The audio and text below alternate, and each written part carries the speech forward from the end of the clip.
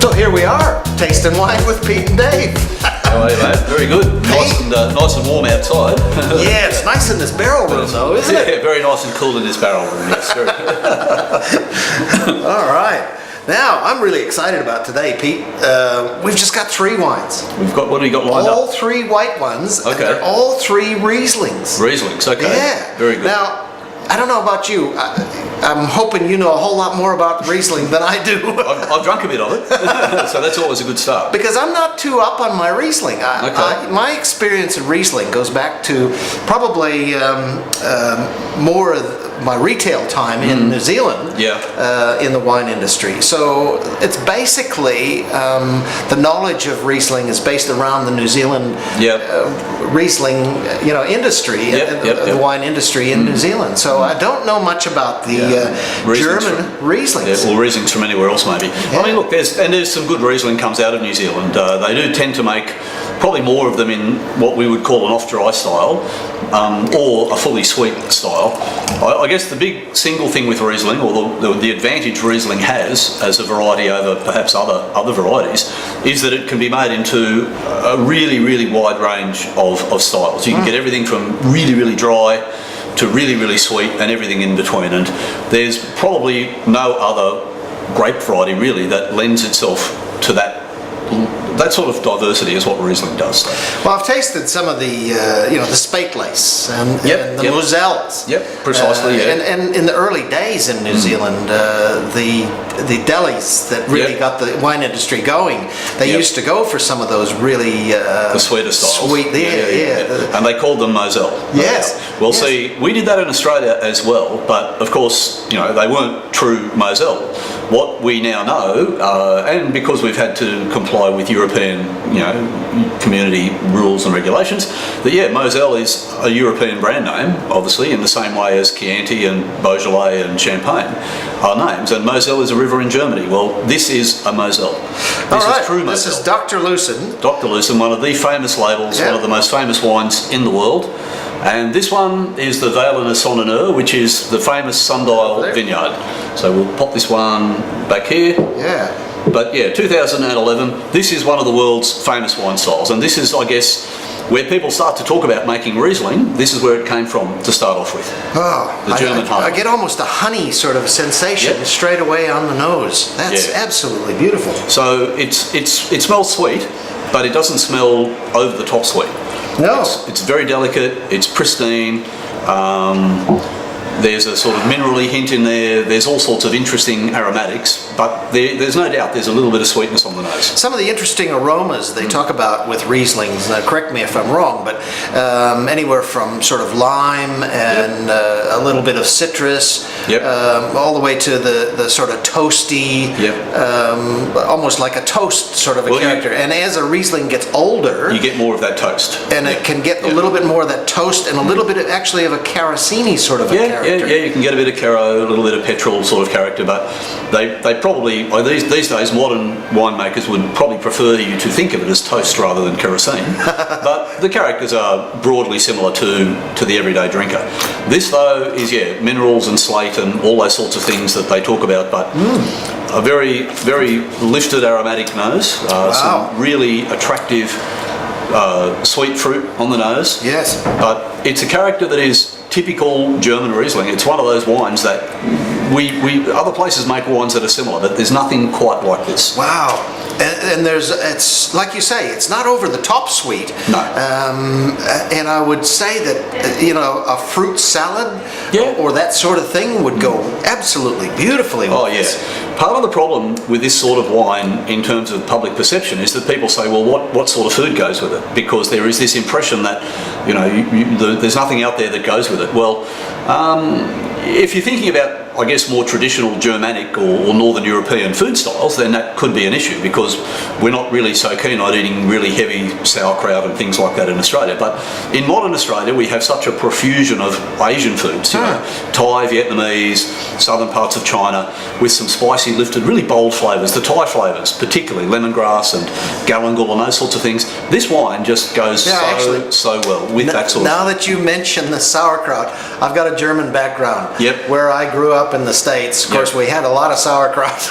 Well, this goes really well with that. Yes, this goes I can imagine with that now. Smoked fish as well is another one. You talk about the smoked fish, the herrings and that sort of stuff. This, again, goes really, really well with that. But you're not going to find that in too many run-of-the-mill restaurants or cafes in Canberra. Yeah. But across all of Australia, not just Canberra, but obviously Sydney, Melbourne, you have so many of these really, really good quality modern, like Thai, as I say, Vietnamese. This is just tailor-made for Thai food.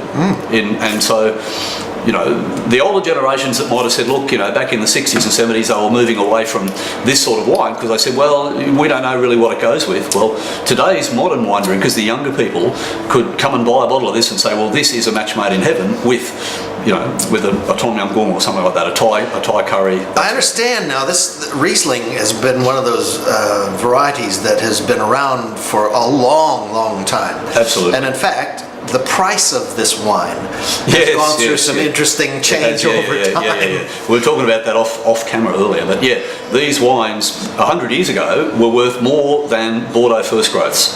It's incredible to look at now that you look at a bottle of Chateau Lafite where from even a dodgy vintage will cost you over $1,000 Australia, and these wines in those days were selling for more money than what the Bordeaux First Growths were 100 years ago. So fashions change, but fortunately for us, the quality of the wine is still sensational. And yeah, that's a standalone wine. So you can pick these sort of wines up, what, in the price range of sort of $35 to $40? Yeah. You can pay a bit less and you pay a bit more for some of the more upmarket labels. You tend to pay more for these wines as they go up in sweetness as well. So this is the Cabernet, which is the very early levels of sweetness. You get the next level is Spätlese. Then from there you go to Auslese. Once you're getting up into those sort of territory, you're paying a lot more money because they're sweeter. But that's a great drink.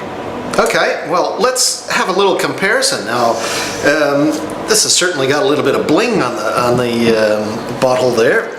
It's won a few awards, and I understand this won some awards in the most recent Clare Valley. I think that was basically, this is the Leo Buring Clare Valley Dry Riesling, 2013. I think from memory, what I was reading the other day, this is basically the best Riesling at the Clare Valley Wine Show. Wow. Now that's a fair rap. It's as I often say to people, if you've got a Barossa Shiraz that wins the trophy for the best Shiraz at the Barossa Wine Show, or a Hunter Valley Semillon that wins the trophy for the best Semillon at the Hunter Valley Wine Show, you're thinking, well, they're judged against their peers, so that's a pretty good rap if you can come out on top of that. So this is a Clare Riesling that's been judged against other Clare Rieslings from a great vintage, and it's come out on top. And the first thing I notice straight away on the nose is you haven't got that sweetness. No. And that's the very first thing I notice. But you talked about lime earlier. You get lime juice there. That character jumps out of the glass. Yes, I do. Yeah, I get really that. Expressive. Citrus, limes, and you know, in terms of sub-regions or sub-districts, you could say Clare Valley Riesling we've talked about before. You're getting a limey sort of character in it. As that grassy sort of a character? Yeah, a little bit, but as opposed to Eden Valley Riesling where maybe you get more florals, white flowers, here you're getting that citrus, and the lime is really... Absolutely, But it's pristine, it's pure. It almost makes my mouth pucker. Yeah, absolutely. It makes you think I feel like a drink. Yes. Yeah, that's a very dry style in comparison with the very much so, the German.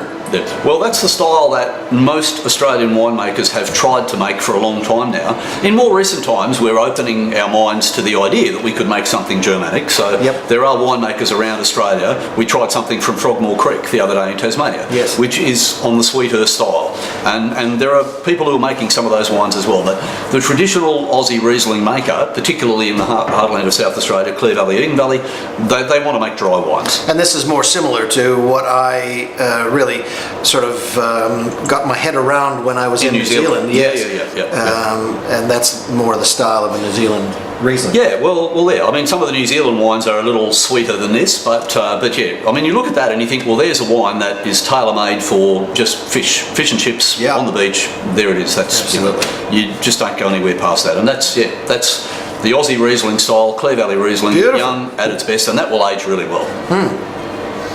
Now, the next one we've got is a local Riesling. We do quite well in the Canberra area here with Rieslings, and Clonakilla does quite well with the Rieslings every year. So this is a 2013 Clonakilla. Okay, so this is a cool climate. Clonakilla does quite well with everything they make, just quietly. They are the most famous name in the Canberra region, but 2013 is one of those great vintages that people are going to talk about for a long, long time to come. Probably more to do with the reds and the Shiraz wines that we make, but Riesling is the other variety that Canberra does really, really well with. That's a little bit darker than the Clare Valley. Yeah, maybe just slightly riper fruit character, but it's still pretty pale. It's a young wine, but quite a lot of character there as well. You're not getting as much overt, limey sort of characters, but they're there. You're getting a minerally sort of hint in amongst that. Some really, there's a lot of vibrant sort of character there, but it's also a bit restrained. I think compared to the Buring wine appears to be more open and more expressive as a young wine. This one appears to have a bit more of a sort of tighter structure about it, a bit leaner. On the nose, I get a little bit of that sort of minerally kind of a character. It's just very subtle in the background there, and I very much get that on the palate. In fact, the middle palate just zoomed past there, and yeah, it's very, very strong on that. Well, there's really vibrant, zesty acid across that palate. That is a classic Riesling palate structure. You know, you're getting almost mouth-watering acid on the palate. And again, great with food, great with seafood as a young wine, but again, there's a wine that will quite happily age for 10 years. If you like those characters of the toasty / Kero characters in an older wine, this has got the structure to keep for a long, long time. And you know, I almost feel as though this is could be a little bit more diverse with the food that you have with this as well. Possibly. I mean, I could see some salads, some very nice salads with the oil and vinegar, and the acid that's there could cut through that oil and vinegar very, very easily. So and you think of some of the other saltier sort of like seafoody type combinations, things like sardines and anchovies and stuff like that. They're not going to hurt this sort of wine. Yes. They may perhaps overpower some of the more delicate Rieslings, but this wine I think has got enough oomph in it and the zest across the middle palate, that really clean zingy acid that runs across the middle palate, and it's got great length of flavour. We haven't got this very, very chilled down, but I can imagine this being much more chilled down. It would be much more refreshing on a hot summer's day. Oh, absolutely, yeah. But again, like all really good white wines, you don't want them that cold. I mean, you know, you want the wine chilled, and of course it's 39 degrees today, as it has been most of the rest of summer. So yeah, you would take a fair bit of a chill with that. But that's a brilliant wine, and it shows really just how good Canberra Riesling is. So yeah, really good. Wow, that was fantastic. I learned a little bit about Rieslings today, Pete. That's right, and you've learned that you want to drink more of them, which is a good thing. Absolutely. No problem. Well done. Fantastic. Thanks, Pete. Thanks, mate. We'll see you next week. You will.